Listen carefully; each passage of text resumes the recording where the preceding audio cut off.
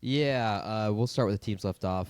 All of the teams that were left off last week lost, So they get to stay left off. and they all lost in like bad fashion. Dolphins kind of choke away the game against the Patriots, where they return a punt for a touchdown. The next play, they take the lead off that touchdown. They kick the ball off to the Patriots and give off a kick return touchdown, and then they just couldn't score to take the lead again in the fourth. So bad look. Tua was bad again, I'd argue. Tyreek is clearly frustrated. Maybe the Raiders need to trade for Tyreek, But although he's that's not about to say that's 1v1 threat at all. not But he would not at help. all what you said. He would help. You can't tell me he wouldn't I help. think he would help any wide receiver room.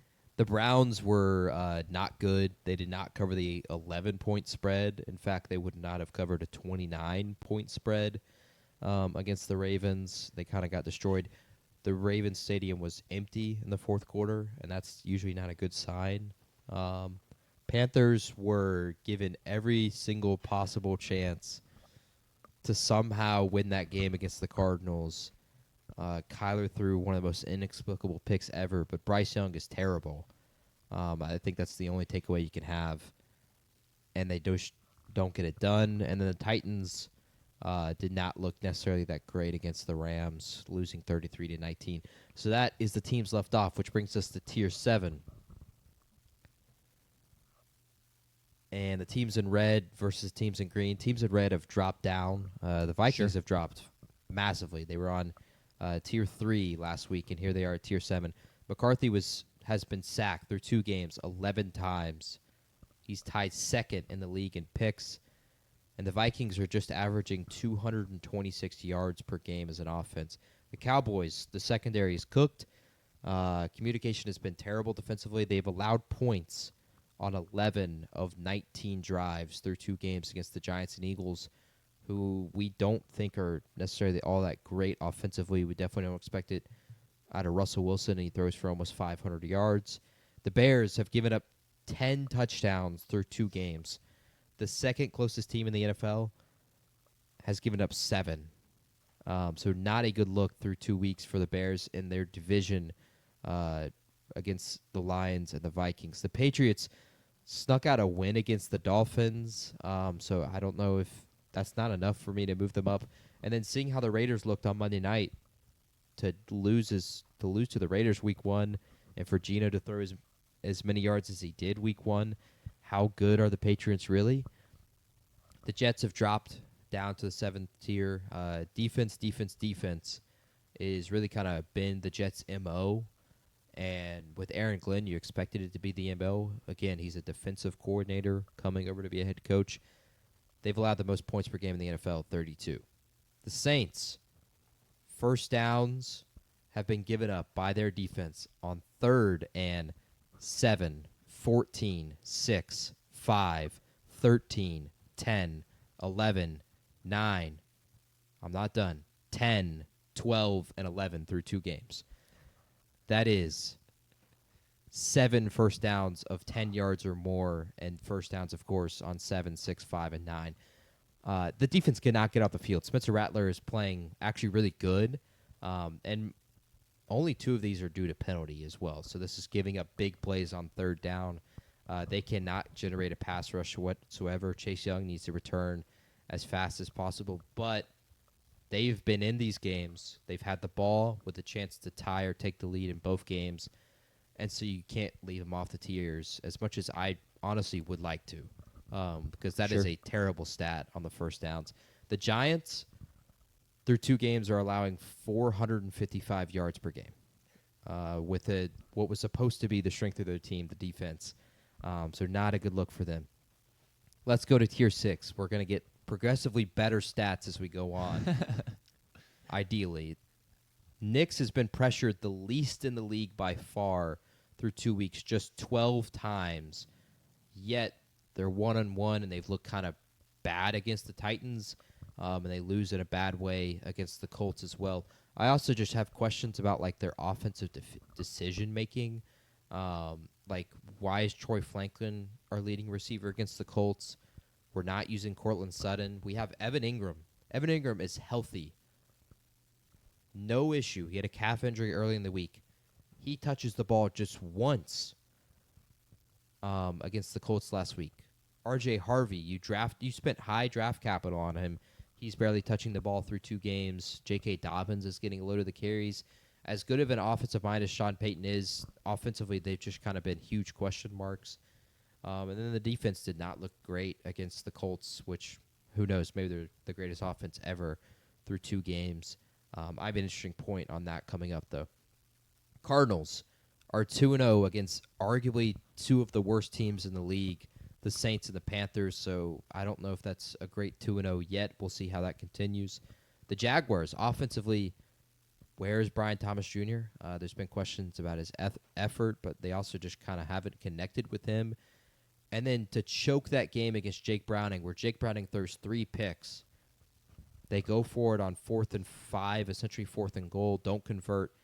And then they're scared of Jake Browning, who's thrown 3 picks in the game, I might add. And they play essentially prevent coverage, just let the Bengals drive down the field, and Jake Browning ends up winning the game. They have to drop. The Bengals, Joe Burrow is out for 3 months. Browning is 6-6 as a starter. Because of that, I think they have to drop down the tiers. The 49ers, impressive 2 victories, honestly. The injuries are super troubling, though. So I don't think they can move up. You know, Brock Purdy is expected to miss probably 2 to 3 weeks. George Kittle's hurt. Just some questions there. Christian McCaffrey is touching the ball way more than they ever expected. And because of that, I think you're leading more closely to a Christian McCaffrey injury before you know it. Yep. The Raiders have to drop. They were awful against the Chargers. Like I said earlier, they need to trade for a wide receiver of some kind. Tier 5. This is teams that are moving up because of all those teams that have moved down. The Steelers have been impressive offensively in both games, I'd argue. Rodgers is slinging it like he looks like Packers Aaron Rodgers in a lot of these clips that you're seeing. On the All-22, he looks insane. And I would argue they lost to a good team in the Seattle Seahawks, and giving up the touchdown, Caleb Johnson, on the kickoff is kind of inexplicable. Rodgers threw 2 picks, but I think the Seattle defense is really, really good. And the biggest question for them, I would not put it on Rodgers in the offense. Defensively, they've been bad through 2 games, giving up 24 to Sam Darnold, and then giving up 32 to Justin Fields. And we saw how Justin Fields looked against the Bills. So Steelers, the question right now is defensively, not offensively. The Falcons move up with their impressive win in primetime. Penix looks and plays the part. The run game has just been utterly dominant. The Lions, the duality of man. The first game against the Packers, they get destroyed. Play calling is not innovative at all. They really don't have any of their fun plays. They're not throwing the ball well down the field. Then they play the Bears, and they score 52 points and a bunch of touchdowns. I wonder how much of that was just like a motivation game, just we're playing against Ben Johnson, let's go out there and destroy him. I mean, you saw the celebration by the Lions defense where they're mimicking one of Ben Johnson's trick plays. So we'll see how they are this coming week when they go to Baltimore on Monday Night Football, if they are the team in week 2 or the team in week 1. The Commanders stay put. I guess you could argue that they would move down, but I think the Packers are that good. Jaden Daniels, I will say, though, has been sacked 7 times already. He was pressured 21 times against the Packers. As a Commanders fan, it was disastrous. The left side of their line with Connerly, and then I'm blanking on his name, but no Sam Cosmi is really hurting.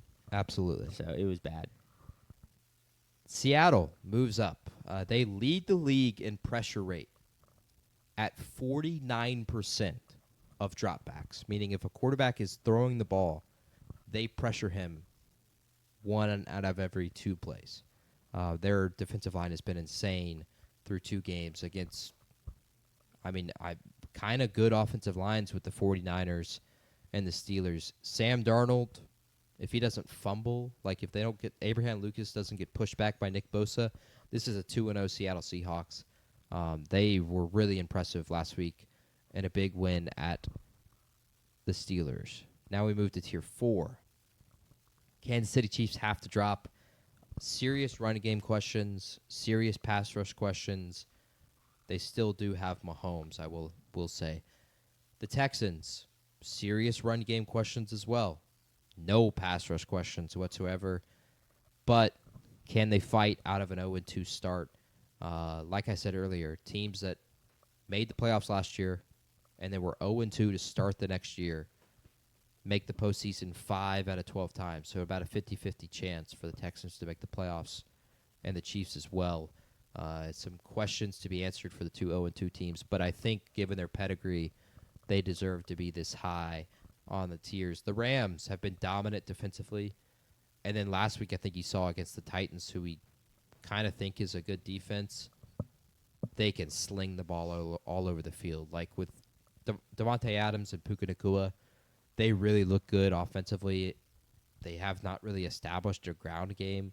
But Stafford, the back issues were a huge question coming to the season. Looks pretty good. No questions through 2 weeks.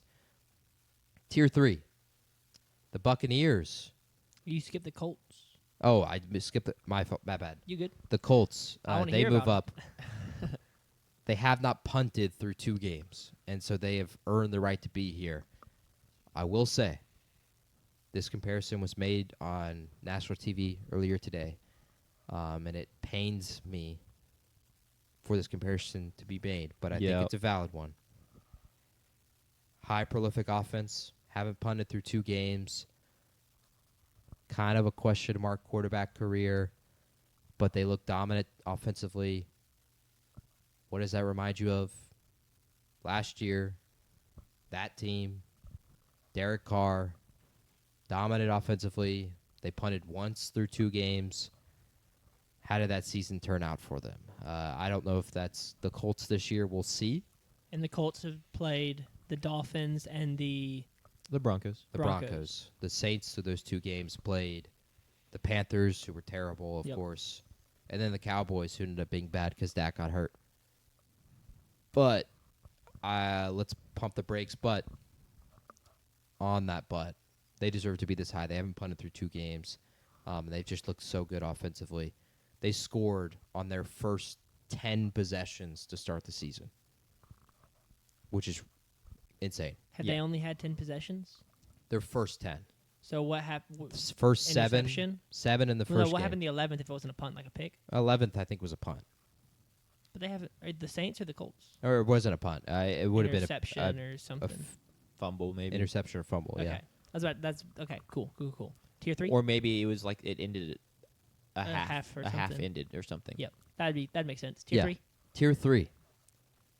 Buccaneers. Baker's led 2 game-winning drives without a left tackle in Tristan Wirfs, without Chris Godwin. They also lost their right tackle very early in the game. I mean, the plays he makes to win them that game are massive. They cannot be understated. They look very early on like a true contender in the NFC, a team to contend with the Packers and the Eagles. They, I would argue, are in the same tier as those teams. Maybe a step behind the Packers, as you'll see in a second. The Chargers have been defensively dominant. One thing I'll say positively, offensively, they are trusting their players to go for it on the 4th downs that they did last night, and to trust Quentin Johnston, to trust Keenan Allen through the first 2 weeks. I think that really is a great statement. They need some kind of run game. Justin Herbert can't be the leading rusher through 2 weeks in both games. That can't happen. That can't continue to happen. But you kind of can't argue that they've been one of the most impressive teams in football through 2 weeks. The Eagles, they are passing just 40% of the time. They continue to win with their defense and simply controlling football games. But they deserve to be this high. They have won 17 of their last 18 games dating back to last season. They've just been dominant. They don't lose. Their only loss was when Jalen Hurts got a concussion, and they ended up losing to the Commanders. So they deserve to be here on Tier 3. Tier 2, Packers and the Ravens. The Packers, 2 straight dominant defensive performance against, like I said, top-tier NFC contenders, top-tier NFC offenses, and to be that dominant defensively, to pressure Jaden Daniels 21 times, to really kind of just take the life out of the Commanders and Lions offense through 2 weeks is insane. Micah Parsons really makes that kind of effect. What are you doing, Jerry? And then offensively, they've missed opportunities. Matthew Golden missed 2 big plays last week. They end up, they have the touchdown to Jaden Reed, but it's called back due to a penalty, and he gets hurt. They missed a field goal against the Commanders on last Thursday. So I don't even think their offense is fully clicking yet. Shout out Tucker Kraft, though. Tucker Kraft He was great. Incredible. Their defense has honestly earned them to be tier 2, even with the kind of struggles offensively. The Ravens stay at tier 2 as well. 40.5 points per game through 2 games. And here's the crazy stat. They're not even top 10 in total yards. And they lead the league in points per game. So that means defense is getting turnovers, special teams. They're is getting you short good- fields, yeah. and they're taking advantage of it. They have scored on 13 of their 22 drives this year. Just prolific. And that leads to the team at the top of the tiers, which has a better stat than that. The Buffalo Bills have scored on 14 of their 21 drives. And the defense was elite Sunday against a Jets team that scored 32 against an elite, we think, defense in the Steelers. Their defense on Sunday against the Jets forced 7 punts, 4 3-and-outs. So they defensively kind of answered, I think, questions after how the Ravens looked against them week 1. Josh Allen wasn't great statistically, but he really didn't have to be. And this, I think, is still the best team in football. The argument against putting the Ravens up there, they beat them. Sure. And I think the Packers just haven't looked as good offensively for them to be at the top of the tiers. So the Bills remain at the top of the tiers, or the top of the pyramid, I should say, through week 2. Questions, concerns, thoughts? Well, as always, I've brought my one. I found one disagreement I had with it, or my biggest disagreement. But before I get there, I just feel like the top 2 tiers it's just massive separation from tier 2 to tier 3. Like, to me, those are the 3 best teams in football right now. I mean, I think I could see an argument that I think the Bucks could hang with any of those 3 teams, and then I think that you kind of have to trust the Eagles to hang with any of those 3 teams, given that they just beat the Super Bowl runner-ups. I'm just saying what we've seen Yeah, from the 2 weeks in terms of play on the field. yeah. I don't really have almost any questions about those top 3 teams. The Bucks, for example, the O-line, I know it's injured right now, but it's just right now it's been concerning.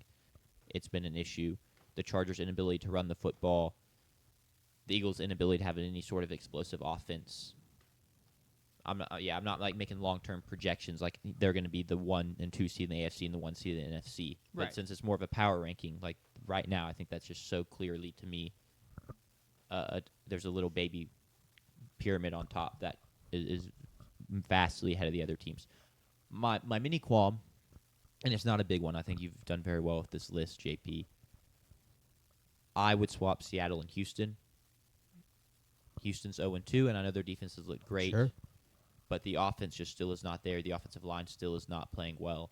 And I know Seattle lost week 1, but it was a close one. They were right there to a pretty solid San Francisco team, and that defense looks fantastic. And I've been impressed with Sam Darnold through the first 2 weeks for the most part. So I would flip those 2 teams. But, I mean, it's a small qualm. I don't disagree. I would like to switch those teams as well. I did pick Seattle to make the postseason. Sure. And I think they've just, with defensively, they've been just so impressive. Like I said, 49.4% of dropbacks, essentially 1 out of every 2, they pressure the quarterback. They've been just prolific defensively. I can't wait to hear what Seattle radio has to say this week. Last week, they were pissed. Because they shouldn't have lost that game. Yeah, they felt like they shouldn't have lost that game. So I'm curious to see what they'll say after this week. But I actually don't disagree with that at all. Sure. Yeah. The Bengals, I could almost see being lower. Just without Burrow at quarterback, it's going to be really interesting to see what the backup looks like. That's the issue is like, do you power rank based on what you've seen or what you expect to see going forward? And I guess you do it. It's kind of both, right? Because it is a power ranking. I mean, maybe you could put the Cowboys instead of the Bengals, just because that. But now the close loss to the Eagles, we're seeing the Eagles struggle to force the ball down the field against the Chiefs. I think it's a good list. Like the only reason I said that one is because I was like I wanted to come up with something. I like the list. I don't see too many. I think last week I had a bigger issue with it and addressed not issue, but like my switch or whatever addressed that. I think teams are settling more into place now. Next week I'll have to look at it harder and find something to move around, but I think it's good this week. Yeah, I think Bengals are just better than the Cowboys. Defensively, they closed out the game both weeks against the Browns. And the Jaguars. Like Trey Henderson gets the game-winning sack against the Jaguars. They stop the Jaguars on 4th and 5, essentially 4th and goal. Week 1, they turned Joe Flacco over a couple times, and then they didn't block field goal or extra point, but they kind of force a missed field goal and extra point for the Browns. So I think defensively they've been kind of a positive, I'd say, through 2 weeks. And Jake Browning, while he threw 3 picks, led a 96 or 94-yard game-winning drive. So I think that offense still could compete to the same level that the Cowboys' offense has been through 2 weeks.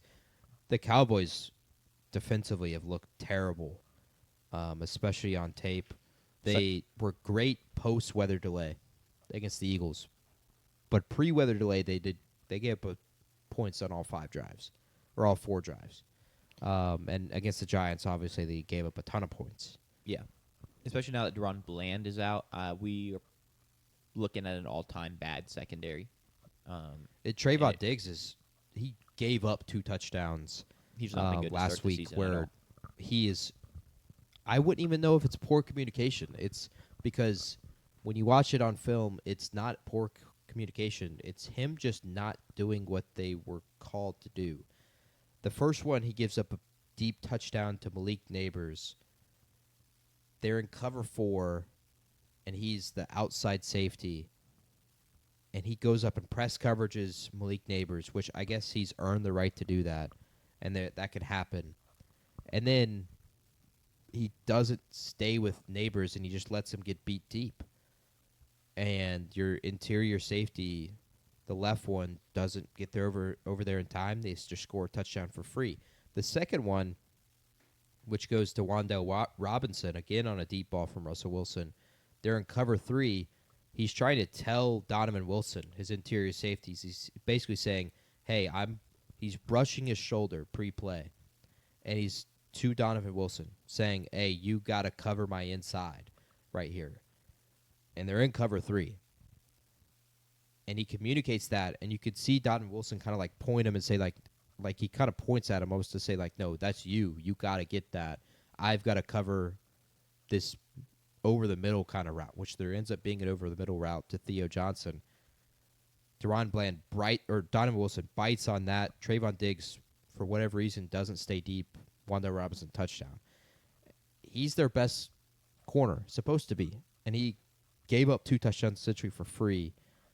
That, like you said, the defense has just been so bad, and it's not even like scheme. And part of it's player personnel, but also like Trayvon Diggs, who's supposed to be a leader, he's a captain for the team, has been terrible as well. I just don't. I don't see the argument for moving them up with the Bengals. I think Bengals are 2-0. They still could show a pulse offensively with Jake Browning. They're 6-6 with him as a starter. And defensively, they've won both games at the end, while they weren't great for the entire game. Yeah. Sure.